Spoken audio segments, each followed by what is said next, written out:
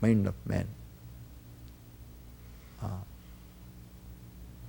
But then, man because of his mind,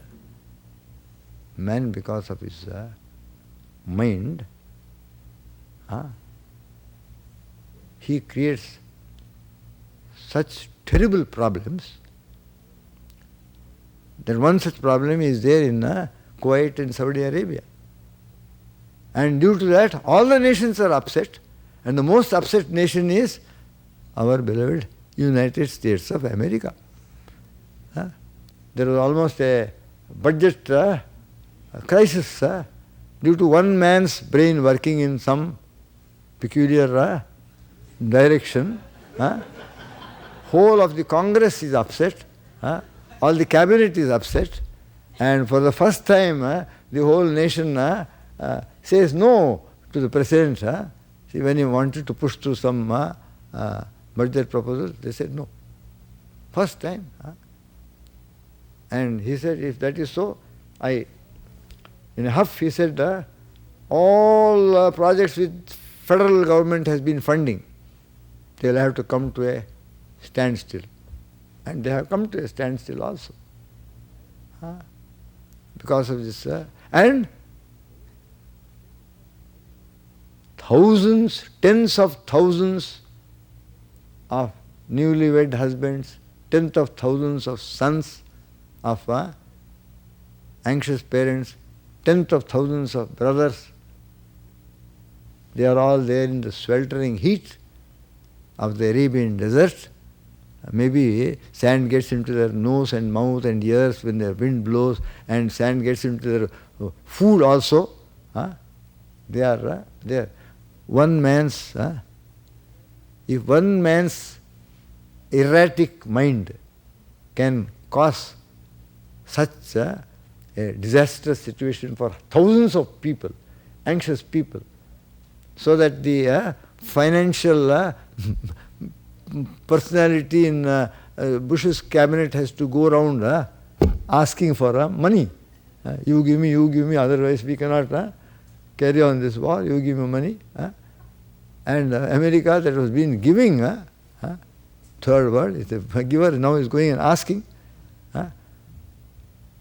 Now, multiply this one erratic, eccentric, wrongly directed, wrongly functioning, malfunctioning mind with 100, with 1,000, with 10,000.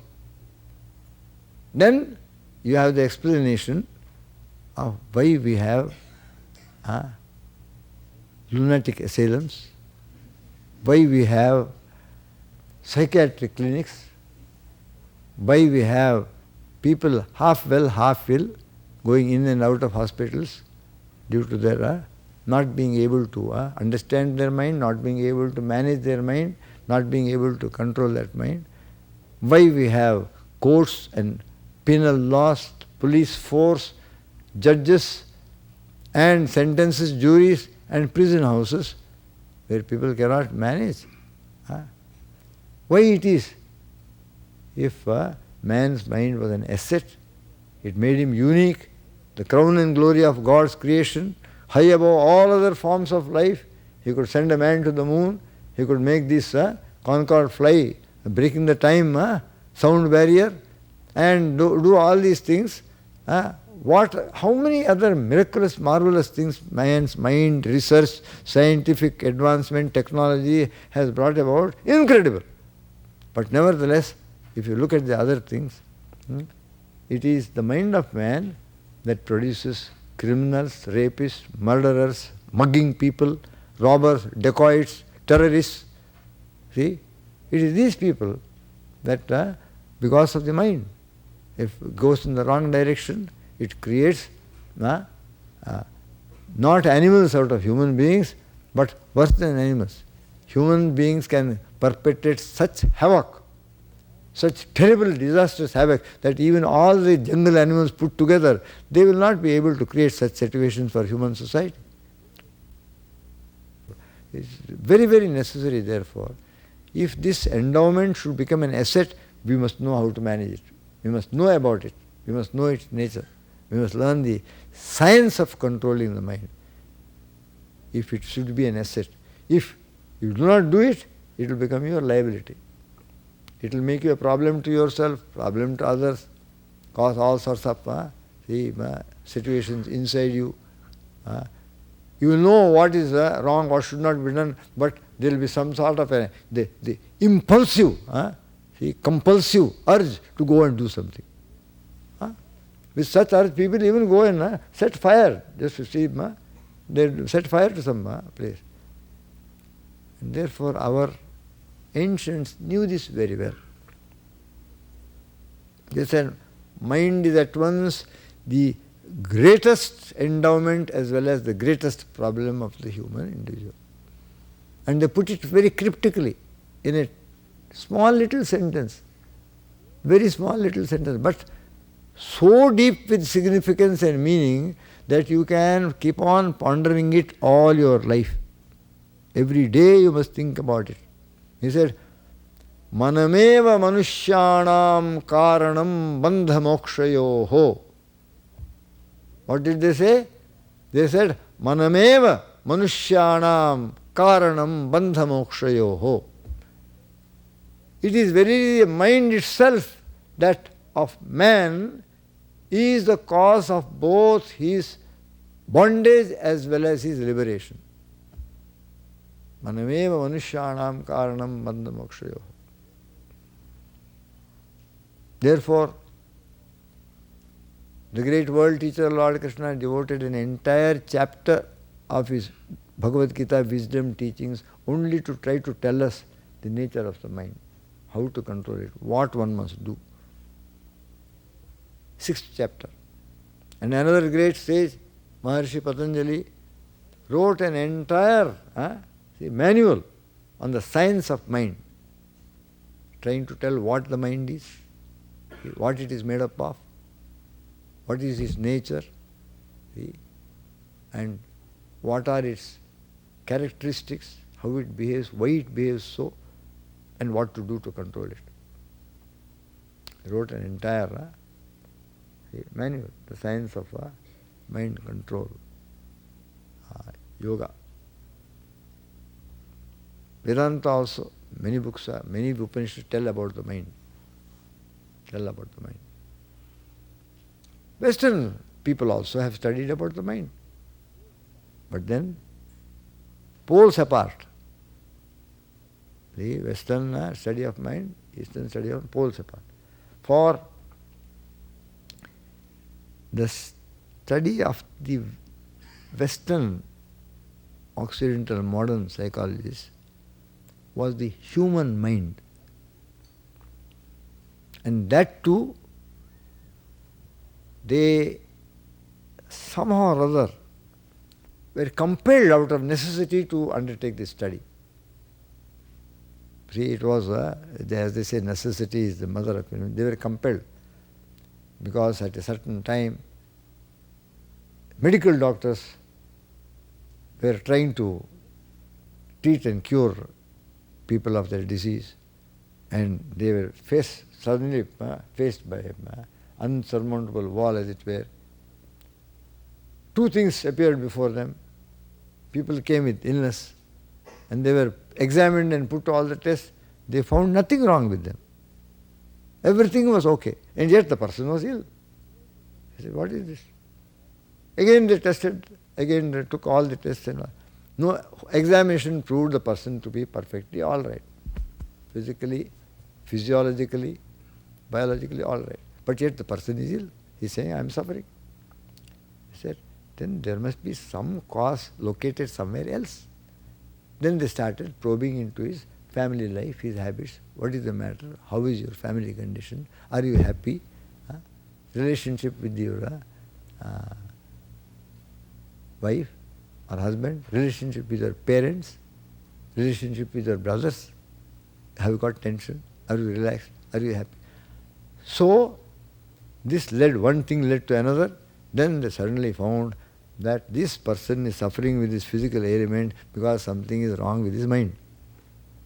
They were able to directly connect, a cause and effect connection, trace it to the mind. Then they said we have to now, whole approach we have to make new, change our entire approach.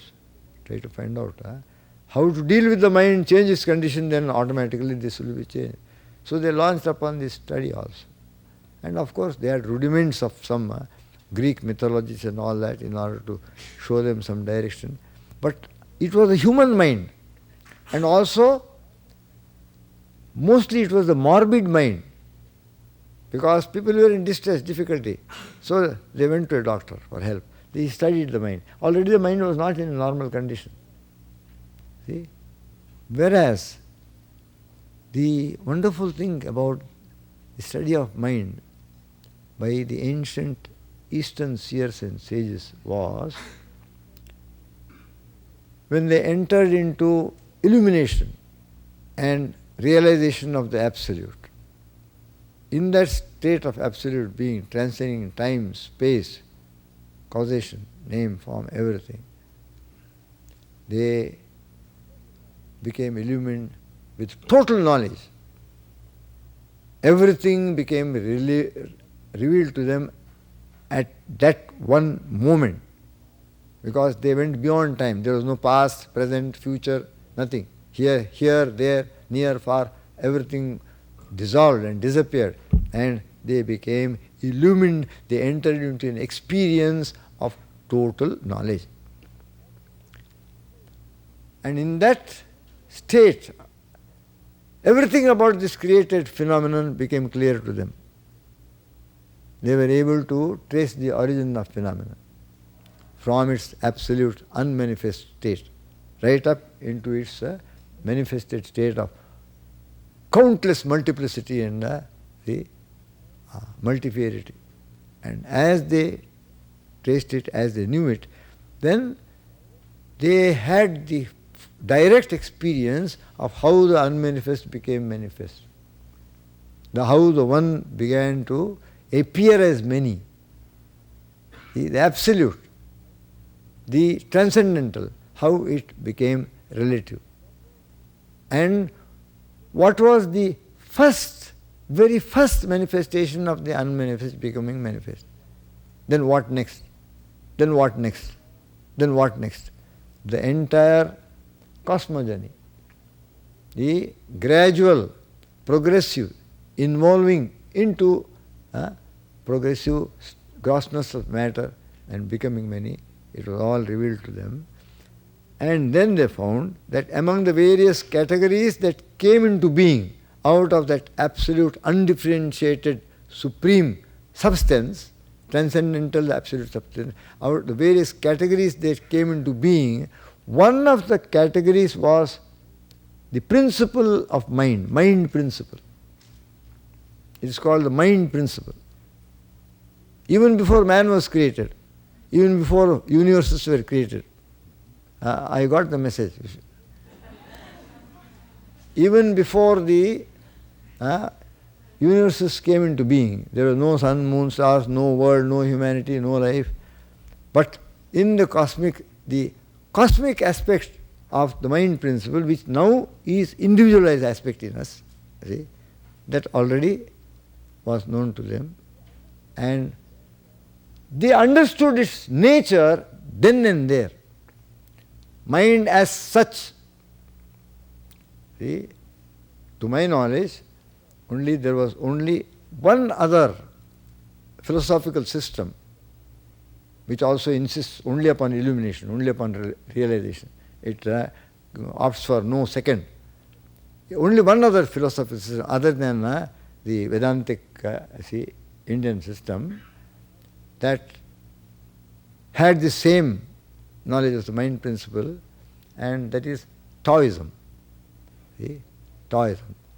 And sometimes this reference to mind principle in Zen philosophy, because it borrows heavily from Taoism.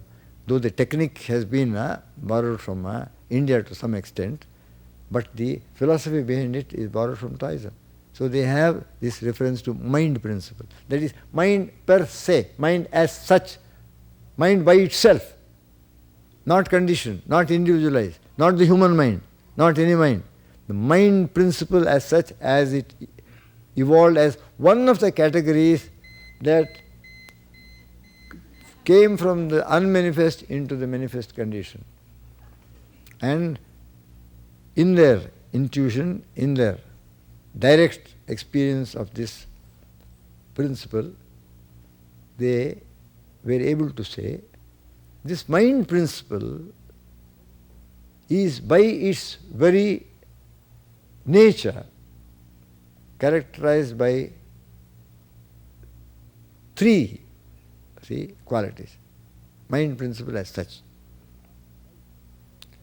Don't ask why, because why is a wrong question in philosophy. Yes, you can ask when, where, what, how. You cannot ask why. Why is called a wrong question because they call it ati prashna. See, you are asking the why regarding some state or something that occurred in a state of being when you yourself did not exist. And the mind which is asking the question, mind through which or intellect through which you wish to understand it, that also did not exist there. Then how you, even if someone told you, you will not be able to understand. And those that if someone asks, why did God create the world? The answer is silence. Because when you attain illumination, this question will not remain. Then everything will be absolutely clear as daylight to you. And therefore, they were able to see that this mind principle, first and foremost, the mind principle by its very nature, outgoing. You cannot ask, why is a quartz crystal piece always emitting radiation? Why not keep quiet? It is doing because it is doing. That is how it was created. It came into being radiating. Mind came into being outgoing tendency. The human mind is by its very nature outgoing because the mind principle by its very nature had this outgoing tendency already in it when it came into manifestation. Therefore, if mind is always outgoing, you need not be very seriously perturbed. You must know, yes, this is its nature because this is what its nature was. Now I have to deal with it. So you practically start dealing with it. Second thing is, it's always outgoing, but one of the reasons why it is outgoing was explained by the great Lord of Righteousness, Yama Dharmaraja, to a brilliant young seeker, saying, when Brahma created it, Rajoguna was a little extra. Proportion of tamas, rajas and Rajoguna became a little extra in its composition. Therefore, Rajoguna is outgoing, it's activity. Because of rajas, mind is outgoing. Secondly, mind by its very nature is so constituted in its creation that it cannot carry on any process unless it has got the prop of some thing, some object. It has to think of something. It simply cannot think. See? Thinking means thinking of something. So, objectivity without the prop or the support of something, mind cannot function. It cannot simply function on abstruse, total abstract concept. It cannot. It has also to concretize it by itself through some comparative thing. Then it can think about abstract things. See? What is that supreme being? He is qualityless. He is absolutely without any quality. Like water, transparent, like water. You have to think about water. Think about transparency of water. No quality, no color. Like that, undifferentiated and without any quality. Therefore, it has this inveterate tendency of having to function only with the dependence of some prop objectivity. This is its second quality, nature of the mind. And the third, this is the most vexing. Okay, if you want to think, think of this object. If you give it to an object, do you think it will think of that object and keep quiet immediately? Within 2 seconds it will hop to another object. Within 5 seconds it must hop to a third object. See? Constantly. So it cannot dwell continuously upon any one single object constantly. It has to keep a hopping. Like there used to be a spring frog, hoppity, like that. Someone used to call it a grasshopper mind. Gurudev always used to call it monkey, branch to branch, always looking here, wanting. See any monkey, always restive, always wanting to. So this is called, in Sanskrit they call it Bahirangatva, Vishakaratva and Nanatva. See, it's always going outside, it is always objectivity, it has to think of, and always jump from one object to another. Many, it can think of many, it can never think of one. That was the entire problem of Patanjali, how to make human yogi's mind think of one to the exclusion of all other things. So he had to create an elaborate system. And the bhakti people created a very elaborate system. They said, okay, he has to think of God, but he cannot think of one thing only. Therefore they gave entire Leela of God. All right, you think of 100 things, but ultimately all centered on one only. Krishna Leela, Rama means 100 different things, yet Krishna is always there, because he is all related to him. Like that they try to give a little concession to this tendency of the mind. So gradually, by thinking many thoughts, all concerning one single object, gradually that will become predominant, all other things will fall away. So they took that device. So the quality, the nature of the mind is outgoing tendency, its necessity of having an object to think, and its constant fluctuating fickleness. This is the nature of the mind. Naturally, when we acquired that mind, we acquired it with all these three qualities.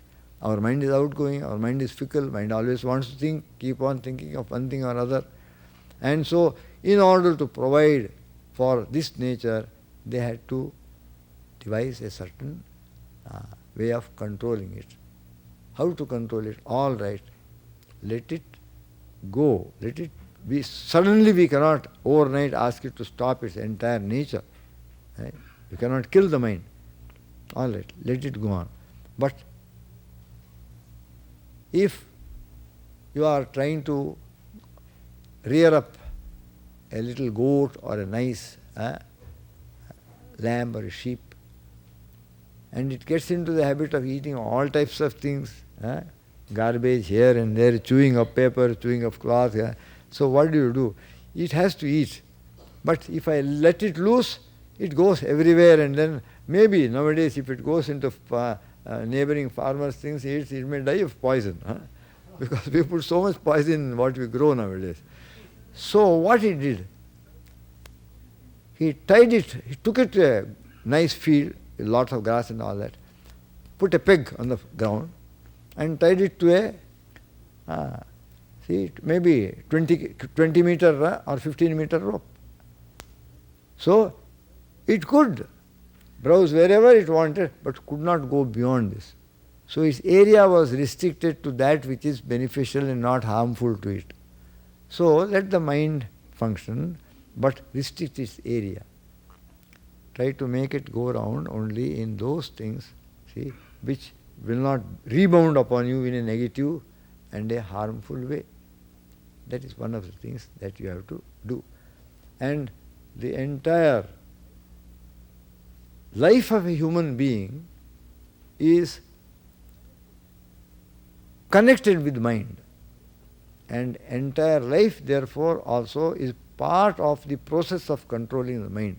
If you are eating such foodstuffs that excite the mind, and you want the mind to be calm like Buddha's mind, how you can expect it? Your food should be such that it is not too exciting, it is non-exciting. See, for example, You want to go to a cocktail party and have socializing with all your business friends and all that. How can you expect to be sober? And as the night goes on, steady on your feet. And ultimately, if you give rein to it, the alcohol will completely take your mind away, and then someone will have to carry you and deposit on your doorstep. God forbid. What happens? A little stuff from a little bottle into a little glass, if it goes, it is able to completely, and in a lesser way, there are many things we intake which little by little goes into our system. Grossest portion is eliminated. The next portion, which is not very gross, gets absorbed into our gross body, becomes the blood and our blood cells and nerves and all that. But the quality of the food, the finest portion, the vibration, the quality, it ascends and forms the mind stuff. So if the quality of the food is tamasic, mind also becomes tamasic. It is rajasic, mind becomes. If it is sattvic, mind becomes very refined, it becomes very subtle and becomes easier to control. So food, I am only telling of one food. But Shankaracharya went one step better. He said, food is something ingested into the body, therefore you call it food. But so many things enter the body, not necessarily through the mouth and tongue and throat. So many things enter the body through the ear, so many things enter the body through the eyes, so many things enter the body through touch, smell. All these also constitute the food of the human psyche, human individual. Human psyche, human individual. Therefore, you must be careful what type of food goes